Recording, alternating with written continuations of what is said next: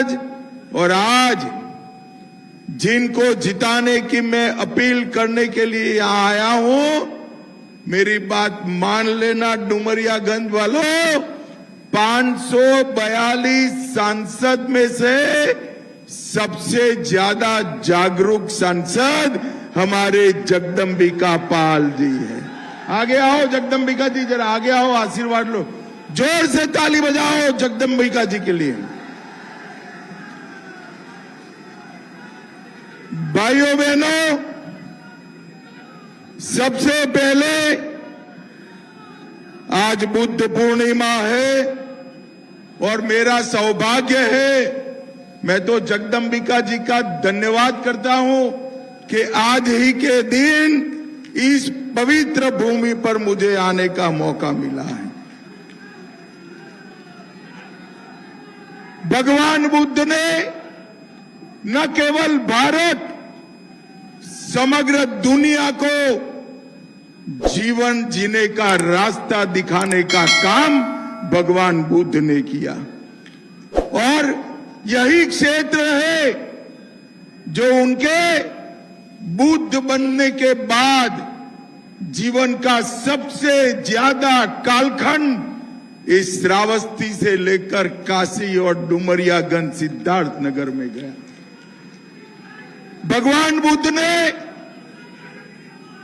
भारत की संस्कृति, भारत के विचार और बोधिसत्व का सार पूरी दुनिया में पहुंचाने का काम किया। मैं आज भगवान बुद्ध को कोटि कोटि प्रणाम कर कर मेरी बात की शुरुआत करने लगा। मैं यहां सिंधेश, भैया थक जाओगे, अब रहने दो, हो गया, सुन लिया।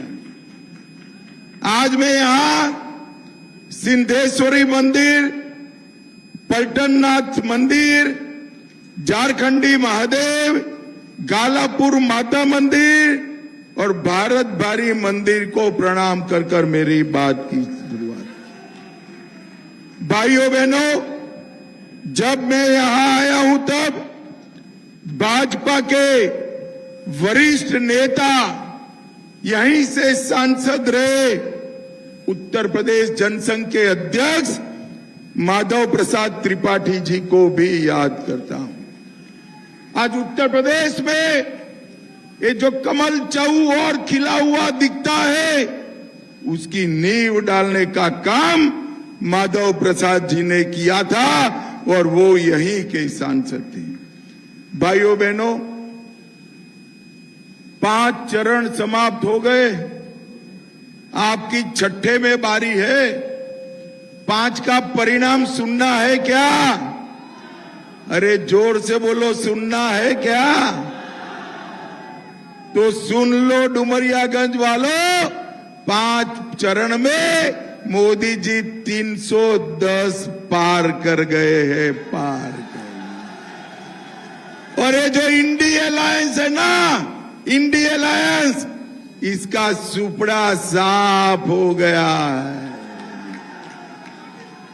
मेरी बात याद रखना, राहुल बाबा आप भी सुन लेना, मैं आप डुमरियागंज वालों सबसे पहले आपको बताकर जाता हूं, कांग्रेस इस बार 40 भी पार नहीं कर रही है, 40 भी पार। और अखिलेश जी को 4 सीट भी नसीब नहीं होने वाली है। भाइयों बहनों, इस चुनाव में जगदंबिका जी के नाम के सामने जो कमल का निशान है, उस पर आप बटन दबाओगे तो जगदंबिका जी तो सांसद बनेंगे, मगर उसके साथ साथ मोदी जी भी तीसरी बार प्रधानमंत्री बनेंगे। भाइयों बहनों, ये विपक्ष एक घमंडिया गठबंधन बनाकर आगे बढ़ा है। मैं आज यहां से राहुल बाबा को पूछना चाहता हूं, कोई संभावना नहीं है, दूर दूर तक नहीं है, मोदी जी ही प्रधानमंत्री बनने वाले हैं, मगर देश की जनता जानना चाहती है कि आपको अगर बहुमत मिलता है तो आपका प्रधानमंत्री कौन होगा। कोई दिखाई पड़ता है भाई आपको? दिखाई पड़ता है? चलो मैं एक एक कर कर पूछता हूं। शरद पवार जी बन सकते हैं क्या? जोर से बोलो, बन सकते हैं? हमारे पड़ोसी लालू जी बन सकते हैं? उद्धव ठाकरे बन सकते हैं? स्टालिन बन सकता है? अब हंसना मत, हंसना मत। राहुल बाबा बन सकते हैं क्या? अरे क्यों हंसे भाई? इतने बड़े नेता है, बन सकते हैं क्या? अब एक पत्रकार ने उनको पूछा कि भाई आपका प्रधानमंत्री कौन होगा, तो उनके एक नेता ने कहा 5 साल बारी बारी बनेंगे। डुमरियागंज वालों, देश ऐसे चल सकता है क्या? मुझे बताओ, चल सकता है? अरे राहुल बाबा, ये परचूरन की दुकान नहीं है, 130 करोड़ का महान देश है, महान देश। मुझे बताओ डुमरियागंज वालों, ये लोग कहते हैं बारी बारी 5 साल प्रधानमंत्री बनेंगे। मोदी जी के अलावे कोई पाकिस्तान को मुंह तोड़ जवाब दे सकता है क्या? जोर से बोलो, दे सकता है क्या? कोरोना का मुकाबला और कोई कर सकता है क्या? भारत को आत्मनिर्भर और कोई बना सकता है क्या? महान भारत की रचना मोदी जी के अलावे कोई कर सकता है क्या? कर सकता है? 60 करोड़ गरीबों के जीवन में दीपक जलाने का काम मोदी जी के अलावे और कोई कर सकता है क्या? भाइयों बहनों, ये लोग अपने परिवार के लिए निकले हैं और मोदी जी, उनका परिवार ही 130 करोड़ भारतीय है, 130 करोड़। भाइयों बहनों, मुझे एक बात बताओ, डुमरियागंज वालों, सोच कर बताना भाई, ये पाक ऑक्यूपाई कश्मीर हमारा है या नहीं? अरे जोर से बोलो, है या नहीं है? ये पाकिस्तान के नेता कहते हैं पाक ऑक्यूपाई कश्मीर हमारा है, और कांग्रेस के नेता भी कहते हैं उनके पास एटम बम है, उनका सम्मान करो। अरे राहुल बाबा, एटम बम से डरने वाले भाजपा वाले नहीं है, नहीं है। मैं आज डुमरियागंज की जनता को कहकर जाता हूं, पाक ऑक्यूपाई कश्मीर भारत का है, रहेगा, और हम उसको वापिस लेकर रहेंगे, ये हमारा निर्धार। भाइयों बहनों, इन लोगों की मानसिकता देखिए। पाकिस्तान के पास एटम बम है तो पाक ऑक्यूपाई कश्मीर दे देंगे। अरे भाई, एटम बमों से देश के मसले हल नहीं होते हैं, नेता के एटम बम जैसे वज्र इरादों से होते हैं, जो मोदी जी में है, मोदी जी में। भाइयों बहनों, जब मैं 370 हटाने का बिल लेकर खड़ा हुआ, मोदी जी ने एक बड़ा फैसला किया कि इस देश में 2 संविधान नहीं रह सकते, 2 झंडे नहीं रह सकते, 2 प्रधान नहीं रह सकते। 370 हटाने का बिल आया, ये राहुल बाबा खड़े हो गए, उन्होंने कहा मत हटाओ। मैंने कहा भाई क्यों न हटाए? तो उन्होंने कहा कि पाकिस्तान में खून की नदियां बह जाएगी। अरे राहुल बाबा, वो आपके दादी और नाना के जमाने में होता होगा, ये मोदी का राज है। खून की नदियां छोड़ो, कंकर चलाने की हिम्मत नहीं है किसी की, कंकर चलाने। भाइयों बहनों, मोदी जी ने इस देश से आतंकवाद को समाप्त किया है, इस देश से नक्सलवाद को समाप्त किया है। और इस देश को सुरक्षित करने का काम नरेंद्र मोदी जी ने किया है। और भाइयों बहनों, इस देश को समृद्ध करने का काम भी नरेंद्र मोदी जी ने किया है। 10 साल तक मनमोहन जी देश को 11वें नंबर का अर्थतंत्र रखे, 10 साल में मोदी जी 5वें नंबर का अर्थतंत्र बना दिए, 5वें नंबर। और मैं आज कहकर जाता हूं, जगदंबिका जी को जिताकर मोदी जी को प्रधानमंत्री बना दो, 5 ही साल में 5वें नंबर से 3रे नंबर पर लाने का काम नरेंद्र मोदी जी। भाइयों बहनों, ये राहुल बाबा के नेतृत्व में ये जो इंडी अलायंस है, उसने एसटी, एससी, ओबीसी के आरक्षण पर डाका डालने का इरादा रखा है। कल ही बंगाल की हाई कोर्ट में एक फैसला आया, ओबीसी की लिस्ट में, पिछड़ा वर्ग की लिस्ट में, अति पिछड़ा की लिस्ट में बंगाल सरकार ने 180 मुस्लिम जातियों को डाल दिया और हमारे पिछड़े वर्ग का आरक्षण का अधिकार मुसलमानों को देने का काम किया। भाइयों बहनों, हमारा संविधान धर्म के आधार पर आरक्षण का समर्थन नहीं करता है, मगर कल 2010 से लेकर 2024 तक जितने भी मुस्लिम जातियां रखी थी, हाई कोर्ट ने उसको स्टे कर दिया। ये कांग्रेस पार्टी ने कर्नाटक और हैदराबाद में 5%, 4% आरक्षण मुस्लिमों को देकर पिछड़ी जातियों का आरक्षण कटौती करने का काम किया। मैं आज आपको वादा कर जाता हूं, आप मोदी जी को 3री बार प्रधानमंत्री बनाओ, एससी, एसटी और ओबीसी के आरक्षण पर कोई डाका नहीं डाल पाएगा, ये मोदी का गारंटी है। भाइयों बहनों, राहुल बाबा, अखिलेश बाबू, आप वोट बैंक की पॉलिटिक्स में अंधे हो गए हो। मेरी बात ध्यान से सुनो। मैं आज डुमरियागंज की भूमि पर डंके की चोट पर कहता हूं, हम धर्म के आधार पर मुस्लिम आरक्षण समाप्त कर देंगे और इसको एसटी, एससी और ओबीसी को देंगे। भाइयों बहनों, मोदी जी न केवल आरक्षण को सुरक्षित करते हैं, इन्होंने देश के गरीबों के लिए ढेर सारे काम किए। 4 करोड़ गरीबों को आवास देने का काम मोदी जी ने किया। 14 करोड़ गरीबों के घर में नल से जल पहुंचाया।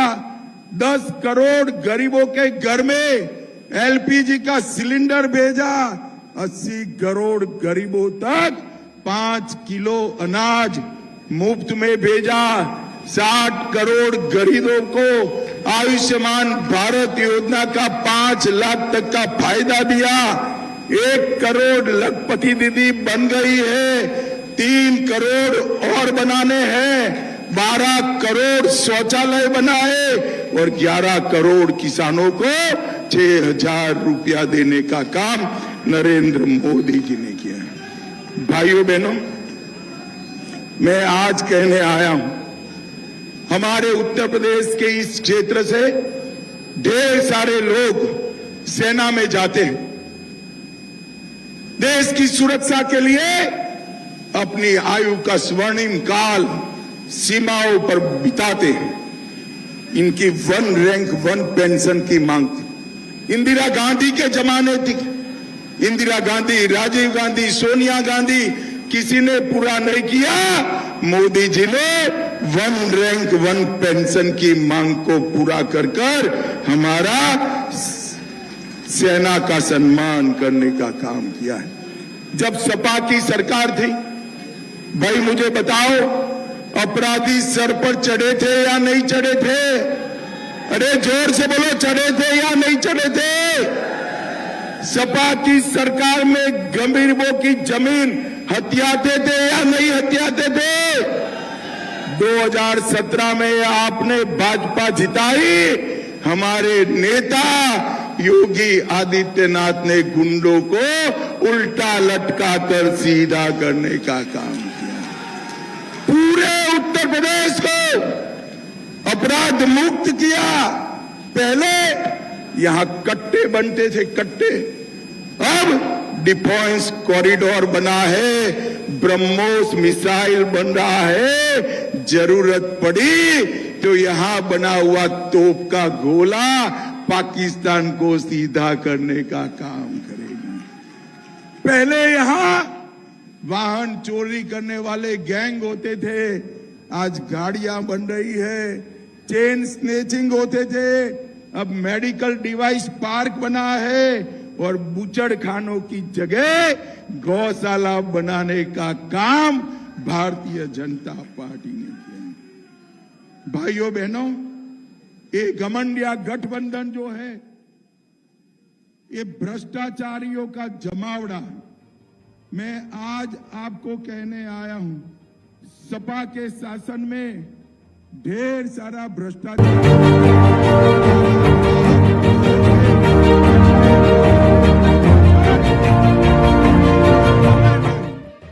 एक और 12 लाख करोड़ के घपले घोटाले भ्रष्टाचार करने वाले कि यूपीए वाले नाम बदलकर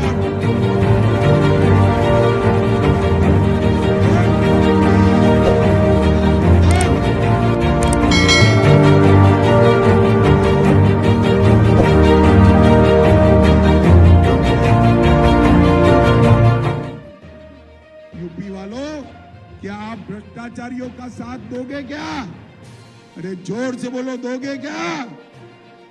$350 करोड़ रुपया खर्च किया।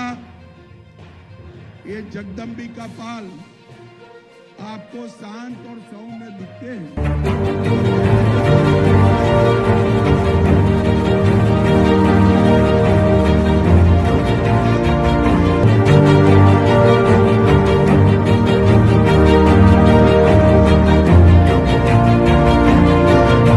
800 किलोमीटर ग्रामीण सड़क बनाई।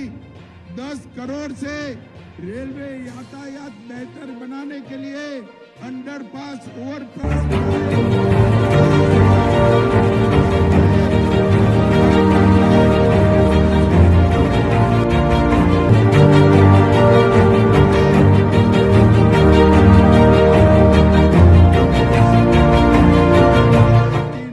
किसानों को 6,000 रुपया दिया।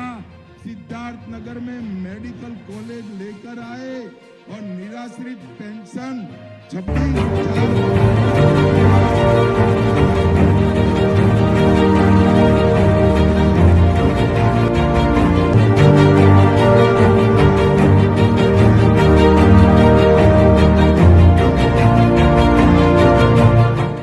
एसएसबी का काम भी यहाँ जो पेंडिंग है, हमने किया। भाइयों बहनों, इन्होंने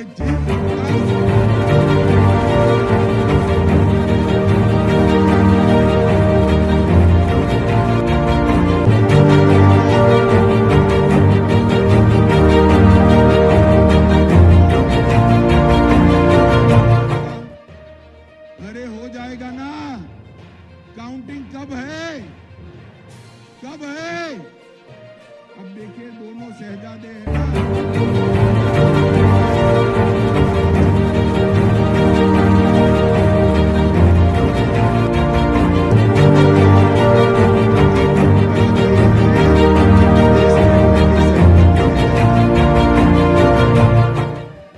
अरे राहुल बाबा, हम तो यहीं जन्मे, यहीं पले बिड़े और यहीं हमारी चीता की मिट्टी हो जाएगी।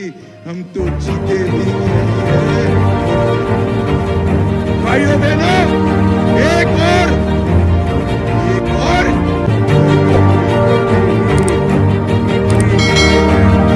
जाने वाले राहुल साल तक एक भी छुट्टी लिए बगैर दीपावली के दिन भी जवानों के साथ मिठाई खाने वाला नरेंद्र, ये दोनों के बीच में आपको तय करना है। डुमरियागंज वालों बताओ क्या फैसला है? मोदी जी को फिर से प्रधानमंत्री बनाओगे क्या? अरे जोर से बोलो, बनाओगे क्या? कमल के निशान पर बटन दबाओगे? हमारे जगदम्बिका जी को जिताओगे? 400 पार कराओगे?